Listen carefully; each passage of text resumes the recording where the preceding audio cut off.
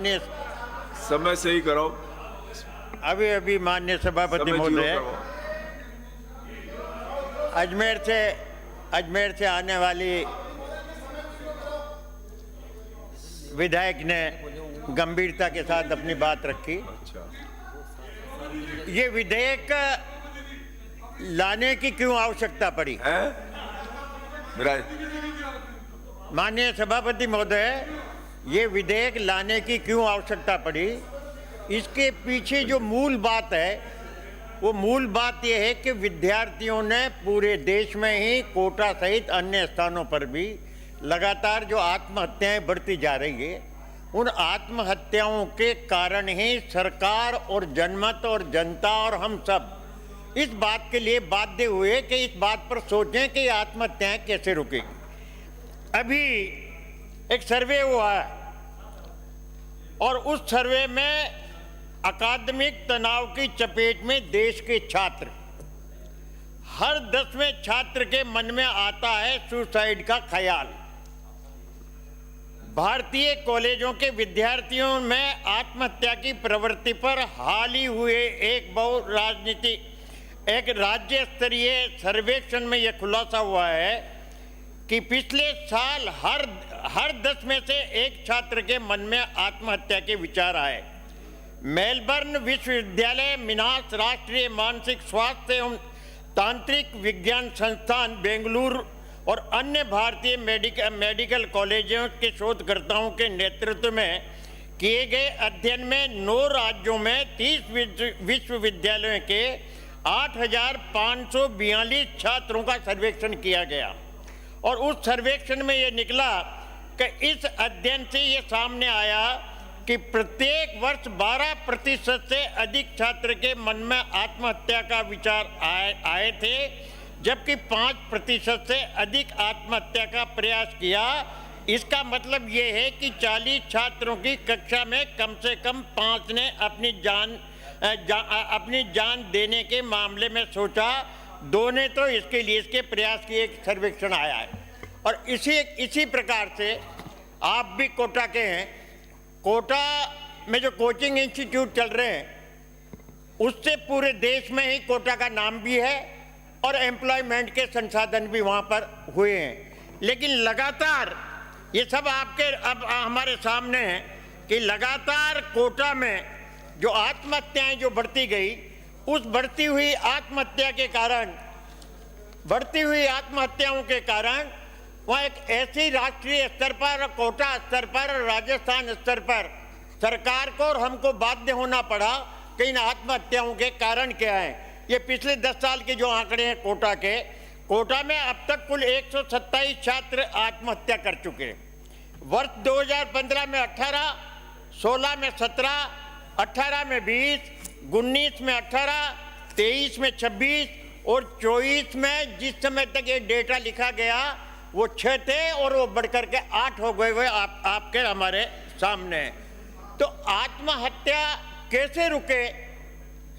मुझे तो नहीं लगता है कि इस एक्ट के पास होने से आत्महत्या रुक जाएगी, मुझे नहीं लगता। नियंत्रण जरूर हो सकता है, लेकिन आत्महत्याओं का संबंध एक्ट के प्रोविजन से मुझे नहीं लग रहा।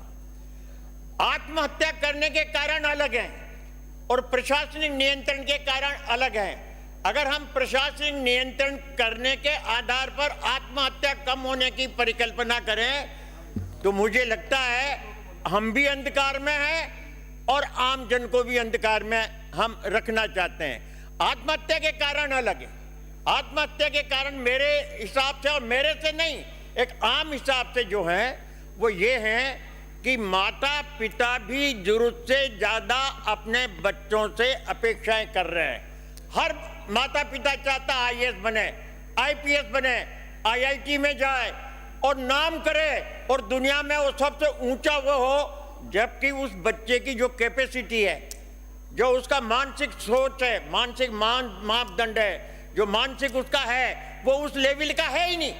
तो परिजनों के प्रेशर से अपने बच्चों को उच्च शिक्षा और उच्च स्थान पर पहुंचाने के लिए जो बाध्यता आई है, और जब वो कोचिंग इंस्टीट्यूशन में बच्चे आ जाते हैं तो उन पर मानसिक प्रेशर इतना रहता है एक और तो आर्थिक दृष्टिकोण से कमजोर लोग भी मकान जायदाद बेच के बच्चे को वहां उस अपेक्षा में रख रहे हैं, और दूसरी ओर वो बच्चा वहां रह करके उस कंपटीशन में भाग लेने के कारण वो उसमें सफलता नहीं है, तो उसके मानस में जो अंतर्द्वंद आता है कि मैं मेरे माता पिता को क्या जवाब दूंगा। और ये देख लेना, जो बच्चे आते हैं ना, उन बच्चों को उनके परिजन महीने 2 महीने में भी कितनी जगह तो संभालने भी नहीं आते हैं, देखने भी नहीं आते हैं। तो सबसे बड़ा कारण ये है कि आवश्यकता से अधिक अपेक्षा, कैपेसिटी से अधिक अपेक्षा, और इन अपेक्षाओं के साथ साथ उन पर जो स्थितियां बनती है, वो स्थिति के कारण भी एक आत्महत्या का ये जो कारण बनते हैं। दूसरा, आपने इसमें छोटे से छोटे पढ़ाने वालों को 50 लोगों को भी, 50 बच्चों को पढ़ाने वालों को भी ले लिया। पूरा अगर आपने ये नियंत्रण किया ना, तो लाल फीताशाही बढ़ेगी, इंस्पेक्टर राज बढ़ेगा, और छोटी छोटी जगह पर जाकर जो गांव में 50 आदमी 50 बच्चों को पढ़ाते हैं, 25 बच्चों को पढ़ाते हैं, उनको भी परेशानी होगी। तो अगर इसका रजिस्ट्रेशन कराना है तो उसकी संख्या बढ़ाई जानी चाहिए कि कम से कम 200 100 कोई ऐसी जगह हो, उनको लिए रजिस्ट्रेशन की पाबंदी अगर आप करें तो वो ज़्यादा अच्छी बात होगी। मैं और निवेदन करना चाहता हूँ, कोचिंग में क्या होता है, जो बच्चे जाते हैं तो ये कोचिंग वाले एक बड़ी गड़बड़ी करते हैं, ये बेचेज बनाते हैं, और अपना नाम कमाने के लिए जो एक्स्ट्रा ऑर्डिनरी इंटेलिजेंट बच्चे हैं उनका ग्रुप अलग, फिर जो उससे कम लेवल के बच्चे हैं उनका ग्रुप अलग, और जो थर्ड लेवल के बच्चे हैं उनका ग्रुप अलग। तो जो थर्ड लेवल के बच्चे हैं वो मानसिक अवसाद में पहले ही आ जाते हैं कि यार अपन को उस बड़े ग्रुप में नहीं रखा जिसमें इंटेलिजेंट आदमी है, अपन को तो नीचा समझा। सेकंड लेवल के बच्चे हैं वो भी ये समझते हैं, तो मिक्सअप होना चाहिए। आपको ऐसा प्रोविजन करें इसमें कि जो एक्स्ट्रा ऑर्डिनरी बच्चे हैं उनका, जो सेकंड लेवल के हैं, जो थर्ड लेवल के हैं, उन बच्चों को एक साथ ग्रुपिंग में अलग अलग ढंग से करें ताकि उनके वो मानसिक अवसाद की स्थिति पैदा न हो। बड़े कोचिंग सेंटर तो आपके इस बात से सहमत है, बड़े कोचिंग सेंटर्स का तो सरकार से कोई डर नहीं है। उन्होंने तो कह दिया, अखबार में मैंने पढ़ा था कि जो बड़े बड़े कोचिंग सेंटर हैं उन्होंने तो कह दिया कानून ठीक है, लेकिन जो छोटे कोचिंग सेंटर उनको आप इस दायरे में ले रहे हैं, तो मेहरबानी करके उनकी आप संख्या बढ़ाएं, और संख्या बढ़ा करके और लाल फीताशाही उन पर ना हो, इसके हिसाब से आपको इस बात को करना चाहिए।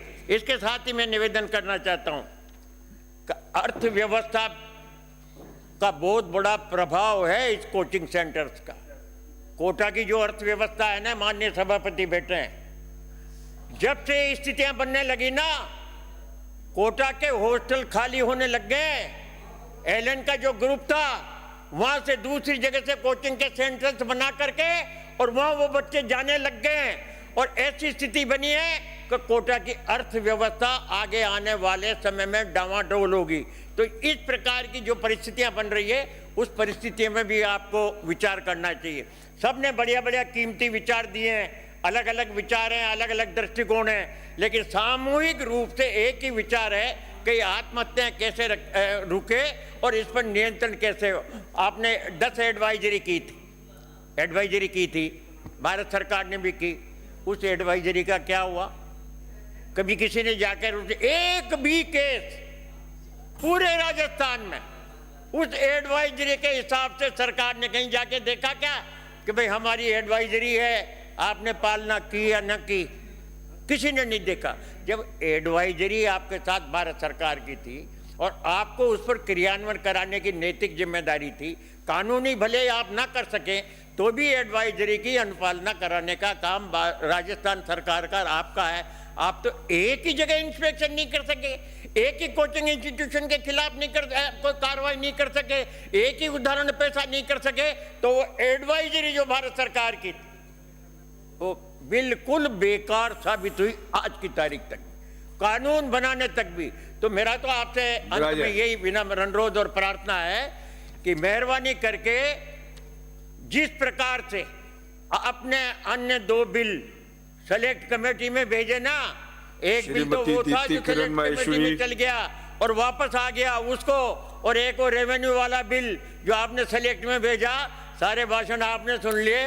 मेहरबानी करके सरकार आप तो घोषणा कर दो विराज है। इसको कि इसको सेलेक्ट कमेटी में भेज दो विराज तो है। ज्यादा बढ़िया रहेगा। धन्यवाद। श्रीमती दीप्ति किरण माहेश्वरी।